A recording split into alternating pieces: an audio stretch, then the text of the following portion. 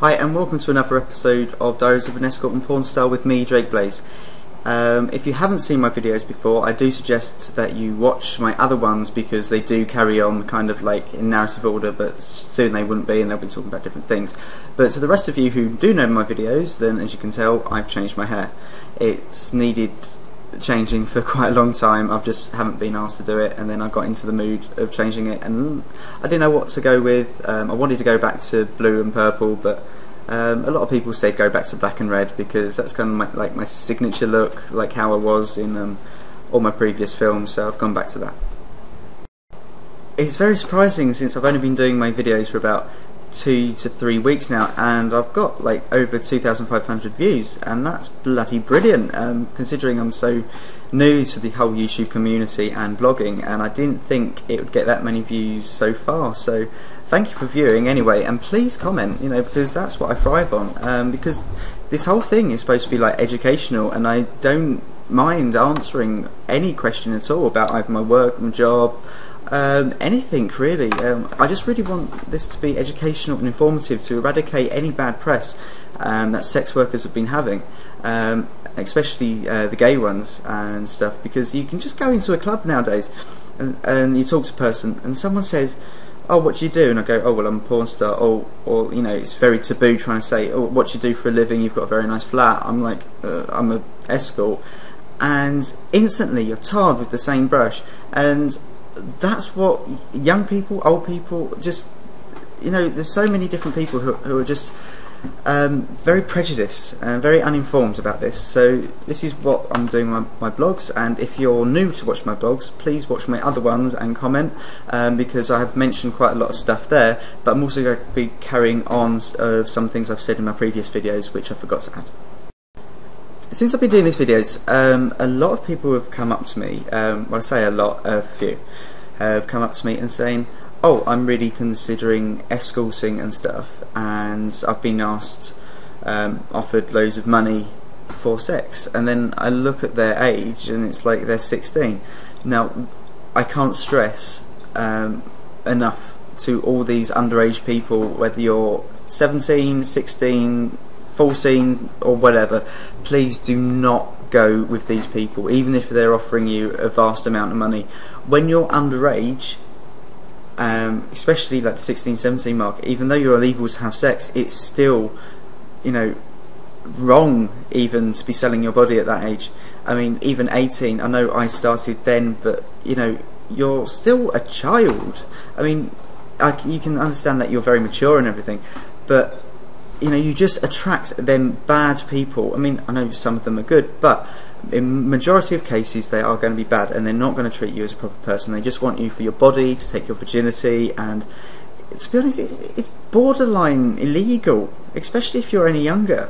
You know, these people, like people who are like 20 or 21, like apparently I just got dumped for a 15-year-old, says on the grapevine. You know, that is illegal. You know, it makes me sick to think that people are doing that, even if you are just like a few years older, like 20, 21 or something, or 23, 25, and you're having sex with these kind of people. It's wrong. So if you are young and people have been offering you for sex, just don't do it, because you've got to value your dignity for one, and your safety as well. It's unbelievable how so many people fall in this trap. I mean, look at the news around you and all these things going on, and it's just be careful. I mean, I'm going to say this, basically it's borderline rape, basically. I was raped when I was 10. Long story, but basically I was just walking in a park, and then one thing led to another, got tied to a tree, and that stays with you. That stays with you a lot. I mean, I'm quite strong and I kind of, you know, forget about that era. But, you know, if you're like that, if you're 15 and stuff and being paid for sex, that's going to fuck you up, because you can remember it more, because you're a little bit mature and a little bit older, and if they do anything to you, take advantage or rape you or drug you, which is another thing, you should always be careful. Do not mix drinks. If you've ever been offered a drink, you make sure you see them mix it. or make it, or you do it yourself, because your safety is the #1 priority. Your body is the most sacred thing to you, and you are basically selling it. You're selling it for a petty amount of money. £100, £200. My body's not worth that. That's cheap. I mean, that's everyone's body. Everyone's body is their own sacred thing. The closest someone can ever get to you is by having sex with you, by putting their body into yours or your body into theirs. You know, that is sacred. That's the whole being of you. And if you get that taken away from you like that, and your innocence, this goes to everyone as well. I mean, if it was up to me, I would charge hundreds, thousands, because this is my body. I mean, I value it well, and you know, even though I do let people, you know, take advantage or whatever, well, not take advantage, but you know, in my job as such, but we're worth a lot more, and I think you should value your bodies more than you value your money. And if someone sounds dodgy or anything, I can tell on the phone if they're going to be dodgy or they're going to be nice. Now, if they're dodgy, if I get a bad vibe, you don't do it. It's your instinct. If you get, you know, offered to do a bondage session for £2,500 on the other side of the country, and you even make sure they give you like a deposit up front via PayPal, that's bondage. You don't know what they're going to do. And people have limits. I mean, I have limits. I do not do bondage. I do not do bareback. I do not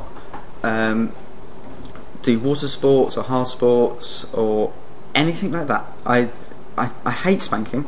I have been spanked, as I said in one of my previous videos, and it's just not for me. I hate that, just being defiled, really, and being humiliated. It's not very good for your mental. I mean, some people love it. I know, people just love being spanked. Love it. It's all different, and as I have mentioned before, but I just really can't stress enough how this job is dedicated on safety, and young people don't know that. And when people are being offered on Facebook, you don't know who they are. They could be a fake person, you know.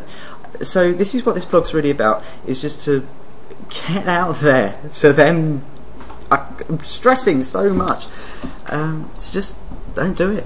Wait for a few years older. What's stopping you? You know, what's stopping you from waiting? Lose it to someone that you love. Lose your virginity to someone. I'm just saying this because I know a few virgins who have been offered for sex, and you don't know what they're going to do. So that's just a little warning. So, okay, just finishing this blog off now. Scary Muffin asked, if I never started doing porn, would your life be any different? Or do I think they would? Well, yes. If I wasn't doing porn, I wouldn't be the person I am now. I probably wouldn't have any self-confidence. I probably wouldn't have. I wouldn't have all this. My lovely, gorgeous flat. My friends who I've met through it. It's the only way I can really make money through uni. My tutor's like, Drake, you know, if you didn't do, you should stop escorting. You should stop doing porn. Focus on your work. I was like, I can't. Even if I really wanted to, my lifestyle cannot be funded on, you know, a student loan. So I think this was the best decision I've done. I have hardly no money troubles. I am at the moment, but that's because of the whole rent situation and having two of us share £2,100, so a month. So no, I think this is for the better. Even though afterwards I do want to start focusing on the computer games design and hopefully get a job in there, but then again, if my blogs get out there and everything and I'm quite known, then it's probably going to be hard to find a job. So you've always got that thing to kind of in the back of your mind, but at the moment I'm enjoying life, and yeah, I'm all hunky-dory. So I'll catch you guys later. Mwah. Also, do people prefer this position to the cam or to the previous one? Please comment, because I really need a new angle because I look really fat in the other ones. Cheers.